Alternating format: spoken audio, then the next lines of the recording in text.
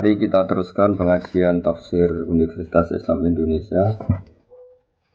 Untuk hari ini dimulai dari ayat 6. Di dalam Al-Quran dijelaskan bahwa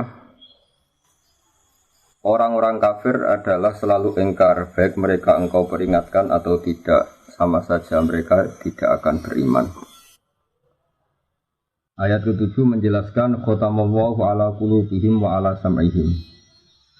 Di sini diterjemah dengan Allah telah mengunci hati dan pendengaran mereka dan penglihatan mereka tertutup rapat. Para pendengar yang kami hormati, tentu ini bagian dari kategori orang kafir. Ada orang kafir tertentu yang karena angkuhnya, karena cueknya terhadap kebenaran, sehingga dihukum Allah dengan dikunci hati dan pendengaran mereka. Juga dijelaskan bahwa wa'ala absorihim ghisyawah dan penglihatan mereka tertutup rapat. Akhirnya mereka mengalami walahum azabun azim, mereka pasti mendapat siksa yang pedih. Tentu dalam keyakinan para ulama sebagaimana yang termaktub atau mansus atau eksplisit dalam teks Al-Quran adalah ini jenis-jenis orang kafir yang ketika mati dalam keadaan kafir. Dalam sebagian ayat disebut wama tuwahum kufar, mereka kafir dan mati dalam keadaan kafir. Dengan demikian maka ayat ini untuk orang-orang kafir yang mati dalam keadaan kafir, bukan kafir yang akhirnya bertaubat. Jika ada orang kafir yang akhirnya bertaubat dan berbuat amal soleh, mereka iman secara benar, maka masuk kategori ayat Qulil ladzina kafaru iyantahu yughfar lahum ma qad salaf. Katakan Muhammad pada mereka yang kafir, jika mau berhenti dari kekafirannya, maka akan diampuni apa-apa yang sudah lewat atau dosa-dosa yang pernah mereka lakukan. Para pendengar yang kami hormati, bahwa ayat ini mengatakan orang-orang kafir kamu peringatkan atau tidak, sama saja mereka ada iman. Meskipun ini satu kejadian atau satu fakta, satu kategori yang faktual di antara orang-orang kafir, yaitu diperingatkan apa tidak diperingatkan tetap tidak iman. Tapi ini tidak menjadikan hukum bahwa Nabi tidak wajib dakwah atau memperingatkan. Dalam banyak ayat Allah mengatakan in alaika illal balagh, kamu Muhammad harus tetap menyampaikan meskipun mereka menolak. Karena menyampaikan kebenaran, memperjelas kebenaran atau berargumentasi tentang kebenaran harus selalu disampaikan kepada mereka. Dan tentu sebagian mereka faktanya iman. Dengan demikian ayat ini khusus bagi mereka yang kafir dan mati dalam keadaan kafir, baru diancam walahum azabun azim, mereka itu dapat siksa yang pedih. Tapi jika mereka kafir dan menjadi mukmin karena penjelasan-penjelasan Nabi, maka dia dihukumi mukmin dan dia berhak masuk surga. Dalam surat Al-Bayyinah dijelaskan bahwa fungsi Nabi adalah bayyinah. Bayyinah maknanya adalah menjelaskan satu kebenaran yang begitu jelas, sehingga orang yang paling ingkar sekalipun, paling bodoh sekalipun, paling angkuh sekalipun, karena penjelasan Nabi sangat argumentatif dan sangat rasional, banyak juga mereka yang menerima. Bagaimana termaktub dalam surat Al-Bayyinah, lam yakunil ladzina kafaru min ahlil kitab wal musyrikin munfakina hatta ta'tiyahumul bayyinah rasulun minallahi yatslu suhufan mutahharah. Mereka yang kafir, baik kafir golongan Yahudi Nasrani maupun kafir dari golongan musyrik Mekah kala itu, tidak akan tercerabut dari akar kekafirannya sehingga datang al-bayyinah. Al-Bayyinah itu apa? Kebenaran sejati, kebenaran yang begitu gamblang, begitu jelas, begitu transparan. Yakni adalah Rasulun minallah yatlu suhufam mutahharah, yaitu Rasul Allah yang membaca lampiran-lampiran suci, yakni Al-Quran. Ada fakta sejarah bahwa Umar bin Khattab dulu itu kafir. Dia dikenal dengan preman pasar ukat. Dia dengan lantang mau membunuh Rasulullah. Ketika di tengah perjalanan, Umar ketemu sama temannya. Dia ditanya, mau kemana kamu Umar? Mau bunuh Muhammad karena dia sudah bikin agama yang baru. Lalu kata temannya tadi, kenapa kamu membunuh Muhammad sementara saudari kamu, saudara putra putri kamu juga sudah mengikuti Muhammad? Lalu Umar berbalik arah mencari adiknya. Kemudian setelah ketemu adiknya, ternyata adiknya baru mengkaji surat Toha bersama suaminya. Ketika Umar datang dan mendengar surat Toha tadi, yang diantaranya dikatakan ada wahyu, Toha ma anzalna alaikal Qur'ana litasqa illa tazkiratal liman yakhsha. Muhammad, kamu saya turunkan Al-Quran kepada kamu ini bukan untuk kamu celaka. Quran turun kepada kamu hanya untuk sebagai peringatan liman yakhsha, bagi mereka yang punya rasa takut kepada Allah Subhanahu wa taala. Kenapa Allah perlu ditakuti? Karena Allah adalah zat yang mempunyai langit bumi, yang menguasai alam raya. Sebab itu diistilahkan dalam Al-Quran tanzilam mimman khalaqal arda was samawati al-ula. Lalu ketika Umar mendengar ayat ini, dia tahu dan dia berkomentar, ma hadza min qaulil bashar, enggak mungkin karangan manusia seperti ini. Akhirnya dia iman. Lalu setelah iman mencari Rasulullah dan ketemu di rumahnya Zaid bin Arqam, kemudian dikenal sebagai tanggal kejayaan Islam karena saat itu Umar masuk Islam. Dengan fakta-fakta seperti ini, maka ayat 5, ayat 6 dan ayat 7 adalah khusus orang-orang kafir yang mati dalam keadaan kafir. Tapi bukan berarti semua kafir adalah ngalami khotamallahu ala qulubihim wa ala sam'ihim. Orang-orang kafir yang hatinya ditutup sampai mati, enggak. Sebab banyak juga orang kafir yang akhirnya masuk Islam. Yang masyhur dalam sejarah ada Sayyidina Umar bin Khattab, ada Khalid bin Walid, ada putra Abu Jahal, Ikrimah bin Abi Jahal, ada Abi Sufyan, masih banyak lagi kafir-kafir Quraisy yang akhirnya masuk Islam. Dengan demikian ayat 6 sampai 7 adalah kategori tertentu, yaitu mereka kafir dan mati dalam keadaan kafir. Sementara orang-orang kafir yang akhirnya masuk Islam, baik secara individu kayak Sayyidina Umar, kayak Sayyidina Khalid bin Walid, kayak beberapa sahabat, juga di akhir masa kenabian Rasulullah sebelum beliau wafat, tepatnya peristiwa Fathi Mekah, ketika Mekah dikuasai Rasulullah, adalah ada gelombang di mana orang kafir secara massal masuk Islam, yaitu yang disebut dalam surat Fatah, idza jaa nasrullahi wal fathu wa ra'aitan nasa yadkhuluna fi dinillahi afwaja.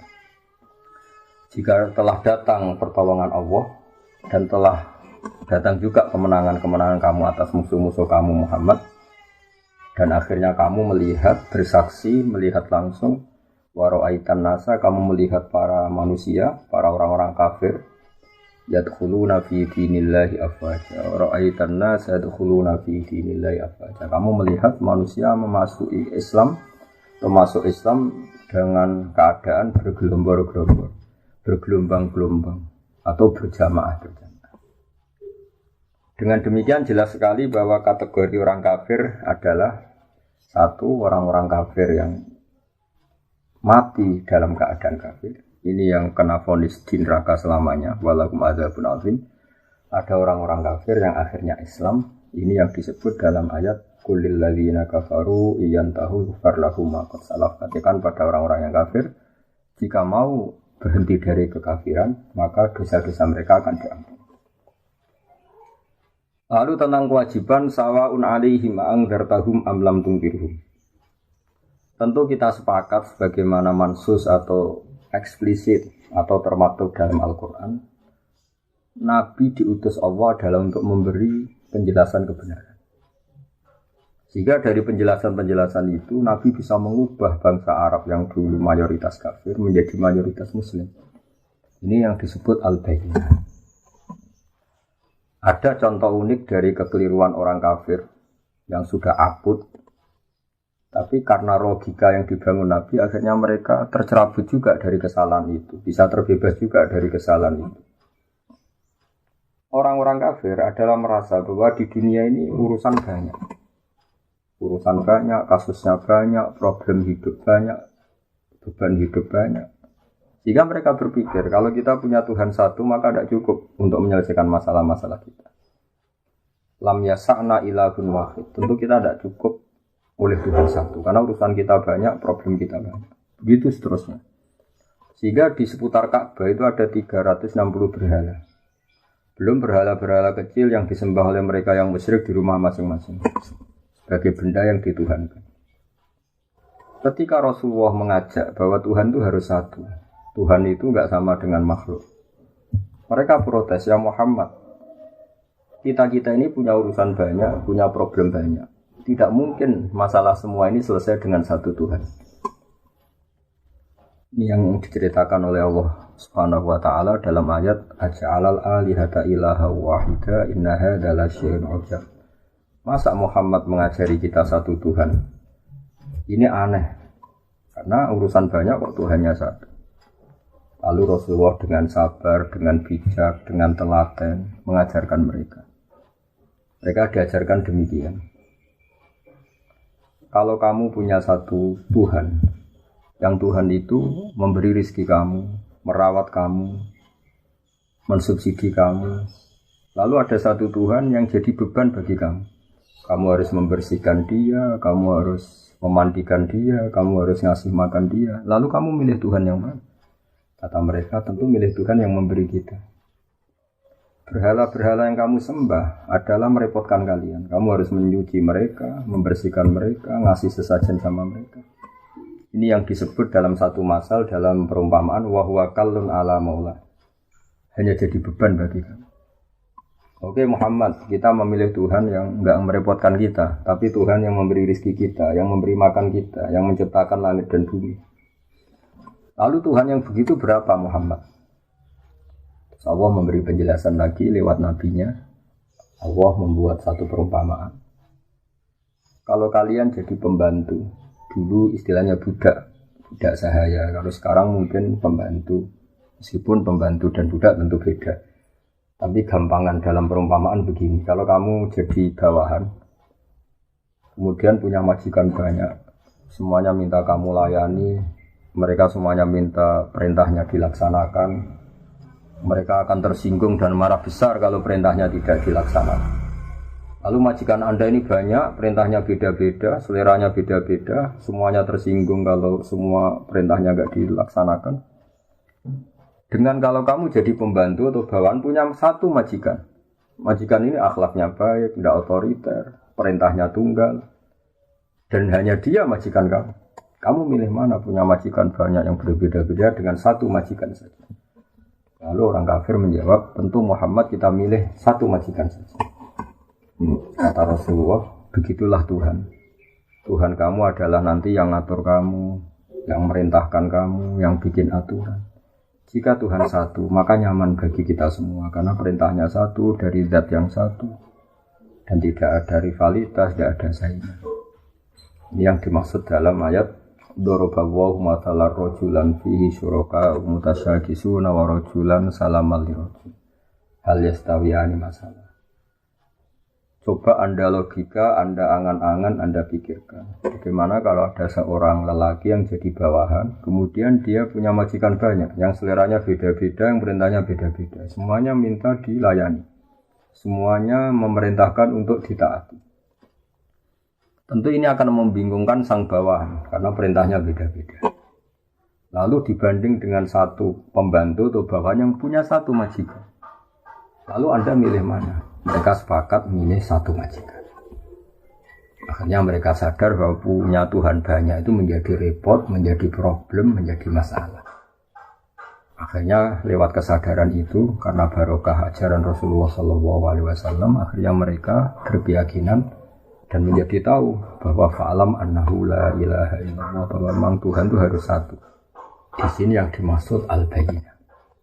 Maka pemirsa yang kami hormati, pendengar yang kami cintai, kita jangan bosan-bosan membuat argumentasi ilmiah yang memastikan bahwa Tuhan itu satu. Dan Tuhan adalah ala kulli syai'in qadir. Ini yang dimaksud dengan al-bayyinah. Satu kejelasan, satu kebenaran yang begitu gamblang, begitu jelas, sampai semua orang itu menjadi tahu. Ketika kebenaran begitu jelas, begitu gamblang oleh logika yang paling sederhana sampai logika yang paling serius, ini disebut al-bayyinah.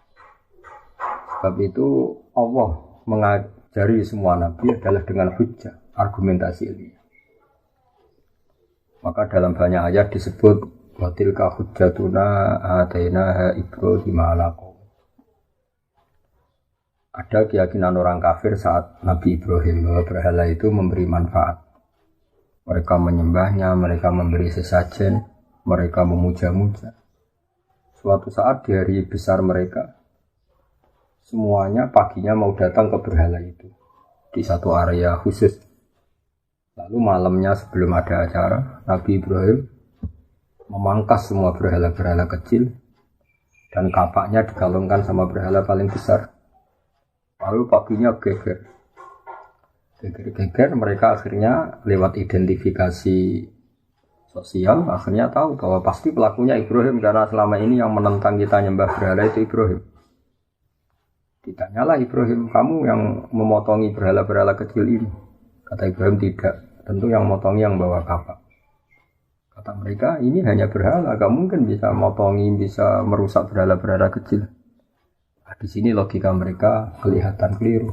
Kalau kamu yakin gak bisa motongi berhala-berhala kecil, kenapa kamu yakin dia Tuhan? Tuhan itu harusnya bisa melakukan sesuatu, bisa berikhtiar, bisa membuat langit bumi macam-macam. Ini hanya berhala.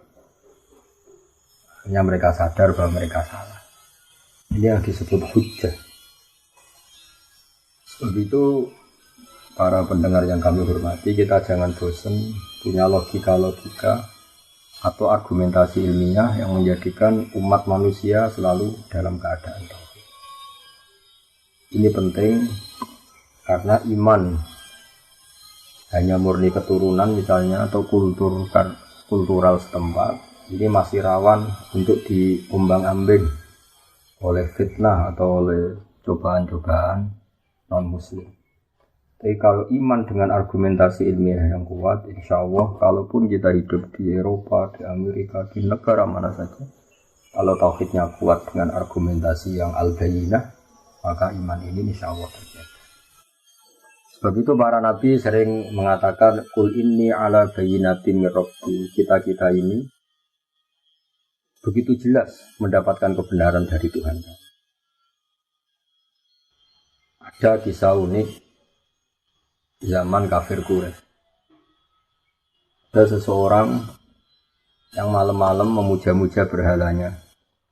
Kemudian pas dia memuja-muja berhalanya, kebetulan saat itu ada seekor luwak mengencingi kepala berhala itu.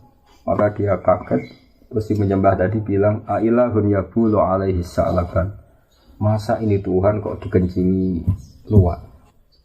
Terus dia sadar dan ini. Sehingga hemat kami para pendengar bahwa latihlah terus logika beriman. Logika bahwa Allah satu, Tuhan satu. Sebab ini satu logika yang paling final. Logika yang paling final dan paling mudah diterima oleh akal sehat.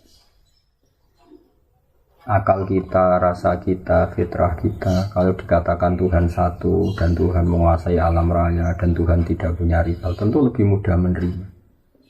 Sehingga disebut agama ini fitratallahi allati fataran nasa 'alaiha. Selain logika ini tentu akan mengundang pertanyaan-pertanyaan terus yang lebih ekstrim. Misalnya logika Tuhan tiga, pasti pertanyaannya lalu tiga ini yang paling hebat siapa? Yang paling pertama siapa? Ini pertanyaan-pertanyaan yang nggak mungkin terjawab. Sehingga paling mudah di logika adalah Tuhan itu satu dan Tuhan tidak ada jenis yang sama, tidak ada yang sama, yang sejenis. Di sini terus kemudian orang-orang kafir tanya lagi, ya Muhammad, Tuhan kamu yang menarik itu, yang hebat itu, lalu sifatnya kayak apa?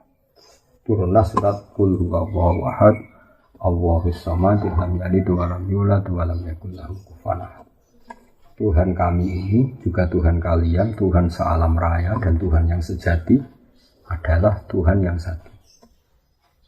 Allahus samad dan Tuhan yang menjadi tujuan untuk kita lapuri masalah-masalah kita. Tuhan yang kita berdoa kepadanya setiap kita punya masalah. Lalu ciri Tuhan lagi adalah lam yalid wa lam yulad. Dia tidak melahirkan juga tidak dilahirkan. Ini penting karena Tuhan adalah zat yang enggak mungkin ada kembarannya. Sehingga kalau punya anak nanti tentu anak itu sejenis dengan bapak. Padahal ini tidak mungkin dalam Tuhan. Karena Tuhan adalah laisa kamitslihi syai'un, pasti tidak ada kembarannya. Karena Tuhan adalah zat yang azali, yang pertama, dan tentu punya sifat-sifat yang sama sekali berbeda dengan makhluk. Yang oleh istilah para ulama disebut mukhalafatul hawadisi, pasti beda dengan makhluk. Kalau bahasa Quran menyebut laisa kamitslihi syai'un, pasti tidak ada badannya. Kemudian ayat ini ditutup walam yakul lahu kufuwan ahad, dan tak ada seorang pun yang akan menyamai Tuhan sampai kapanpun. Di sini banyak sekali individu kafir Quraisy yang masuk Islam. Klimaknya adalah ketika Fathu Mekah mereka masuk Islam secara bergelombang-gelombang. Sebab itu sekarang kita saksikan Mekah, Madinah dan semua Timur Tengah mayoritas Muslim. Ini barokahnya penjelasan atau al-bayyinah atau argumentasi ilmiah yang terus diterangkan, dibawa-bawa, disosialisasikan oleh Rasulullah SAW. Sebab itu saya ulang lagi ayat 6 innalladzina kafaru sawa'un 'alaihim a'andzartahum am lam tunzirhum la yu'minun. Di sini diterjemah adapun mereka yang ingkar baik mereka itu engkau peringatkan atau tidak sama saja mereka tidak akan beriman. Ini adalah jenis-jenis atau kategori orang kafir yang mereka kafir terus sampai mati. Misalnya Abu Jahal, Abu Lahab. Tapi tentu ini satu jenis. Yang nanti ada jenis lain dari orang-orang kafir itu yang masuk ayat. Misalnya idza jaa nasrullahi wal fathu wa ra'aitan nasa yadkhuluna fi dinillahi afwaja. Artinya ada orang-orang kafir yang akhirnya masuk Islam dan mati dalam keadaan Islam. Dan itu banyak sekali sebagaimana kita tahu dalam sejarah ada Umar, ada Khalid bin Walid, ada Abi Sufyan dan sebagainya dan sebagainya. Sebab itu dalam disiplin ilmu tafsir dijelaskan seorang mufassir atau seorang mutarjim menerjemah harus hafal Quran dan harus menguasai makna-makna Quran. Sebab 1-2 ayat kadang-kadang di situ Allah hanya menjelaskan satu kategori saja. Ada kategori-kategori lain yang dijelaskan di ayat lain. Misalnya ada ayat yang menjelaskan umat Islam itu wajib melakukan ini. Misalnya disebut 4. Di ayat lain disebutkan sampai 8. Di ayat lain lagi misalnya disebutkan sampai 6. Lalu kita menghitung semua itu termasuk kewajiban. Dan itu normal dalam ulumul Quran. Sebab itu misalnya di sini diterangkan hanya ada orang kafir, misalnya yang akhirnya berjenis sawa'un 'alaihim andzartahum am lam tunzirhum. Orang-orang kafir yang kamu peringatkan apa enggak tetap enggak mukmin, artinya tetap kafir. Tapi ada orang-orang kafir yang akhirnya munfakin, tercerabut dari akar kekafirannya karena datang sebuah bayyinah. Ini yang disebut lam yakunil ladzina kafaru min ahlil kitab wal musyrikin munfakina hatta ta'tiyahumul bayyinah.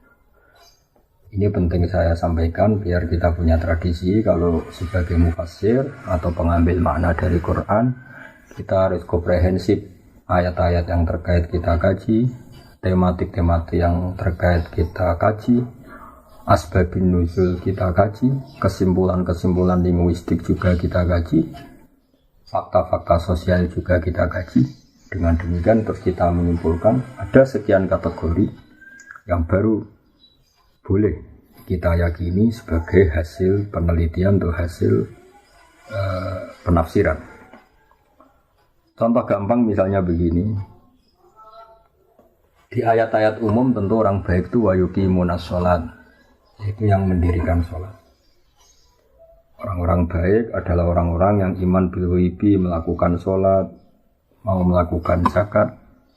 Kemudian di sini misalnya secara eksplisit enggak disebut haji.